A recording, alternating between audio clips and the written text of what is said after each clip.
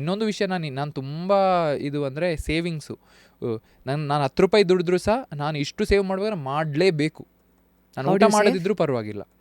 How do you save?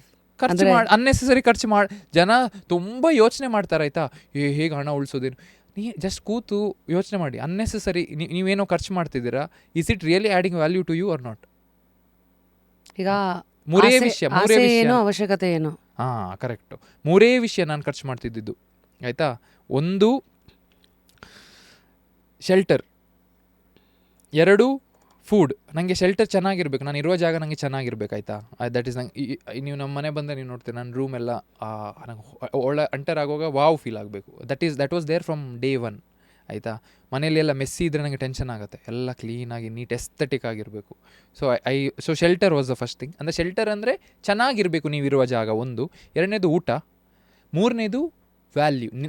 ನಾನು ಖರ್ಚು ಮಾಡೋದು ನನಗೆ ವ್ಯಾಲ್ಯೂ ಆ್ಯಡ್ ಆಗ್ತಿದೆಯಾ, ನನಗೆ ಗ್ರೋ ಆಗ್ಲಿಕ್ಕೆ ಹೆಲ್ಪ್ ಆಗ್ತಿದೆ. It might be courses, it might be ಏನೋ ಲರ್ನ್ ಮಾಡಬೇಕು, ಕಲಿಬೇಕು, ಆ ಥರ ವ್ಯಾಲ್ಯೂ ಆ್ಯಡ್ ಮಾಡೋದಕ್ಕೆ ಇದೇ 3 ವಿಷಯ. ಅದು ಬಿಟ್ಟು ಗಮ್ಮತ್ತು ಮಾಡೋದು ಅದೆಲ್ಲ ಇರಲಿಲ್ಲ, ಎಂತ ಸಹ ಇರಲಿಲ್ಲ. ನಾನು ಹೊರಗೆ ಹೋಗಲಿಲ್ಲ, ಒಂದು ಪಬ್ಬಿಗೆ ಸಹ ಹೋಗಲಿಲ್ಲ. ಬ್ಯಾಂಗ್ಳೂರು ಬಂದು ಫಸ್ಟ್ 2-3 ವರ್ಷದಲ್ಲಿ ಒಂದು ಪಬ್ಬಿಗೆ ಒಂದು ಬಿಯರ್ ಸಹ ಕುಡಿಲಿಲ್ಲ ನಾನು. ಕುಡಿಲಿಲ್ಲ. ಯಾಕೆ ಬೇಕಾದು? ಅದ್ರ ಬದಲು ನಾನು 300 ರೂಪೀಸ್ ಚಿಕನ್ ಬ್ರೆಸ್ಟ್ ತಗೊಳ್ಬೋದಲ್ಲ, ಪ್ರೋಟೀನ್ ಸಿಗುತ್ತೆ. That is how I was thinking. So I could save. That is the only way. ಜನ ಮ್ಯಾಜಿಕ್ ಇಲ್ಲ. ನೀವು ಅನ್ನೆಸರಿ ಖರ್ಚು ಮಾಡೋದನ್ನು ಉಳಿಸಿದ್ರೆ 4 ವರ್ಷದಲ್ಲಿ you will be in a better place. Like this ಏನೋ, ನೀವು ಎಕ್ಸ್ಟ್ರಾ ದುಡ್ದಿದ್ದೇ ಅಲ್ಲ ಉಳಿತಾಯ, ನೀವೇನು ಖರ್ಚು ಮಾಡಿಲ್ಲ ಅದು ಇಸ್ ಆಲ್ಸೋ ಉಳಿತಾಯ. ಮತ್ತೆ ನಾನೇನು ಕಲಿತೆ? ಇನ್ವೆಸ್ಟ್ಮೆಂಟ್ ಬಗ್ಗೆ ಕಲಿತೆ over the period of time. So investment ಮಾಡೋಕ್ಕೆ ಸ್ಟಾರ್ಟ್ ಮಾಡಿದೆ. Where do you invest?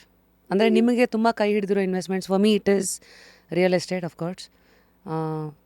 Crypto ನನಗೆ ನನ್ನ husband he is well aware of it, that's why ನನಗೆ ಗೊತ್ತಿಲ್ಲ, ಗೊತ್ತಿರೋರ ಕೈಯಲ್ಲಿ ಕೊಟ್ಟಿದ್ದೀನಿ. ಬಟ್ ನಂದು ಅದೇ ಪಾಲಿಸಿ. ನಾನು ಯಾವುದ್ರಲ್ಲಿ ಒಳ್ಳೆ ಇದ್ದೆ ನಂಗೆ ಗೊತ್ತುಂಟು. ಸೊ ಯಾರು ಯಾವುದ್ರಲ್ಲಿ ಒಳ್ಳೆ ಇದ್ದಾರೆ ನಾನು ಐಡೆಂಟಿಫೈ ಮಾಡಿ I diversify my investment. Mutual fund ಇರ್ಬೋದು, ನೀವು ಹೇಳಿದ ಕ್ರಿಪ್ಟೋ ಇರ್ಬೋದು, trading, real estate, gold, I have diversified. ಎಲ್ಲ ಟೈಪ್ ಇದು ಇನ್ವೆಸ್ಟ್ಮೆಂಟ್ ಇದೆ. ಅದಕ್ಕೆ ಜನ ಇದ್ದಾರೆ. ಸೊ ಫಸ್ಟ್ ಟೈಮ್ ಇವಾಗ ಯಾರೋ ನೋಡ್ತಾ ಇರೋರಿಗೆ ಇನ್ವೆಸ್ಟ್ಮೆಂಟ್ಗೆ ಟಿಪ್ಸ್ ಹುಡ್ಕೋರಿಗೆ ವಾಟ್ ಇಸ್ ಯುವರ್ ಅಡ್ವೈಸ್? ನಿಮ್ಮ ಹತ್ರ ಟೈಮ್ ಇದೆ ಅಂತ ಹೇಳಿದರೆ, ಅಗೇನ್ ಅಂದರೆ ಬ್ರ್ಯಾಕೆಟ್ ಆಫ್ ಇನ್ವೆಸ್ಟ್ಮೆಂಟ್ ಮ್ಯಾಟರ್ಸ್. ನಿಮ್ಮ ಹತ್ರ 5 ಲಕ್ಷ ಇದ್ದರೆ ಬೇರೆ, ನಿಮ್ಮ ತಿಂಗಳಿಗೆ 10,000 ಇನ್ವೆಸ್ಟ್ಮೆಂಟ್ ಮಾಡ್ತೀರಂದರೆ ಬೇರೆ. ಸೊ ಈಗ ಕಮ್ಮಿ ಮಾಡಬೇಕಂದ್ರೆ probably I feel that SIP is one of the way where you can rather than ಹಾಗೆ ಇಡುವ ಬದಲು SIP ಹಾಕಿದರೆ it is a good thing ಅಂತ ನಾನು ಹೇಳ್ತೀನಿ. SIP is a good starting point as for equity and then mutual. 2ನೇದು real ಎಸ್ಟೇಟಿಗೆ ನೀವು ಇಳಿಬೇಕು ಅಂದರೆ you have to save a lot of money. ನೀವು ಸ್ವಲ್ಪ ದುಡ್ಡಲ್ಲಿ ರಿಯಲ್ ಎಸ್ಟೇಟಿಗೆ ಇಳಿತೀನಿ ಅಂತೇಳಿ ತುಂಬ ಕಷ್ಟ ಇದೆ. ಸ್ವಲ್ಪ ಸೇವ್ ಮಾಡ್ಕೊಳ್ಳಿ, ಇನ್ನು ಎಲ್ಲಾದರೂ ಕೂಡಿಟ್ಕೊಳ್ಳಿ ಸ್ವಲ್ಪ ದುಡ್ಡು ಅಂತ ನಾನು ಹೇಳೋಕ್ಕೆ ಇಷ್ಟಪಡ್ತೀನಿ. ನನಗೆ I don't believe in loans.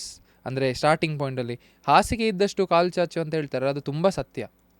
ಅಂದರೆ ಲೋನ್ ವಿಚಾರದಲ್ಲಿ, ಕನಸಿನ ವಿಚಾರದಲ್ಲ, ಅಲ್ಲ ಖರ್ಚಿನ ವಿಚಾರದಲ್ಲೂ ಸಹ. ಕನಸಿನ ವಿಚಾರದಲ್ಲಿ ಅಲ್ಲ, ಇದು ಖರ್ಚು ಐ ಸ್ಪೆಂಡಿಂಗ್ ಕೆಪಾಸಿಟಿ ಅಲ್ಲ. ಈಗ ಅಗತ್ಯ ಇಲ್ಲ. ಈಗ ನಾನು ನಾನು ಹೇಳೋದು, ನಾನು BMW ತೊಗೊಂಡಿದ್ದೀನಿ ಅಂದರೆ ನನಗೆ ಗೊತ್ತು ದ್ಯಾಟ್ ನಾಳೆ ಅದು ಹಾಳಾದರೆ ಸಹ ನನಗೆ ಇನ್ನೊಂದು I can manage an other one also. Risk ತೊಗೊಂಡು ಯಾಕೆ ತೊಗೊಳ್ಬೇಕು? ಅಷ್ಟು ಕಷ್ಟ ಬೇಡ. ಯಾರಿಗೆ ತೋರ್ಸಕ್ಕೆ? ಸೊ ಅಕಸ್ಮಾತ್ ನಿಮಗೆ ಮ್ಯಾನೇಜ್ ಮಾಡ್ಲಿಕ್ಕೆ ಆಗತ್ತೆ, ಏನು ಪ್ರಾಬ್ಲಮ್ ಇಲ್ಲ, ನಾಳೆ ಅದು ಇಲ್ಲದಿದ್ದರೆ ಸಹ ನೀವು ಆರಾಮ್ಸೆ ಇರ್ತೀರಾ. ಯು ಗೆಟ್ ಮೈ ವಾಟ್ ನಾನು ಏನು ಹೇಳ್ತಾ ಇದ್ದೀನಿ ಅಂದರೆ ಓಕೆ. ಅದೇ ವಿಷಯದಲ್ಲಿ ನಾನು ತುಂಬ ಜನ ಈಗ ಸಾಲ ಮಾಡಿ ಮನೆ ತೊಗೊಂಡ್ಬಿಡ್ತಾರೆ, EMI ಕಟ್ಟಲಿಕ್ಕೆ ಕಷ್ಟಪಡ್ತಾರೆ. ಅದನ್ನು ಇನ್ವೆಸ್ಟ್ಮೆಂಟ್ ಅಂತ ಯೋಚನೆ ಮಾಡಿ. ಕೆಪಾಸಿಟಿಗಿಂತ ಜಾಸ್ತಿ EMI.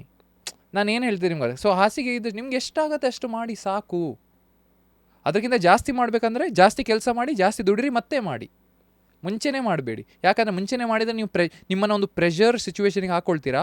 ಆಗ ನಿಮ್ಮ ರೆಗ್ಯುಲರ್ ಆ್ಯಕ್ಟಿವಿಟಿ ಮಾಡಲಿಕ್ಕೆ ಅದು ಉಪದ್ರ ಆಗುತ್ತೆ.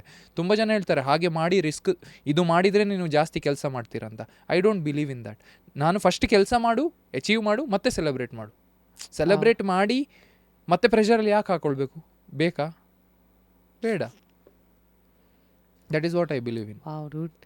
You're not just eating fit, you're also thinking very fit. Because I learnt it in a very early stage ಅಲ್ಲ. ಈಗ ಬೆಂಗಳೂರಿಗೆ ಬಂದೆ, ಒಬ್ಬನೇ ಇರೋದು, ಇಟ್ ಈಸ್ ವೆರಿ ನಾನು ನನಗೋಸ್ಕರ ನಿಲ್ಲದಿದ್ದರೆ ಮತ್ತೆ ಯಾರು ಇರಲಿಲ್ಲ. ಆಗ ನಾನು ಈ ಪ್ರಿನ್ಸಿಪಲ್ಸನ್ನೆಲ್ಲ. ಹೆಂಗಿತ್ತು ನಿಮ್ಮ first few years in Bengaluru? ಎಲ್ಲಿ ನಾ ಹೇಳಿದ ಕೆಲಸ, ವರ್ಕೌಟ್, ತಿನ್ನು, ಮಲ್ಗು, ಅಷ್ಟೇ. ರಿಪೀಟ್ ಕಂಟಿನ್ಯೂಸ್ ಇದೇ ಮಾಡಿ. ಬೋರಿಂಗ್ ಅನ್ಸಲ್ಲ.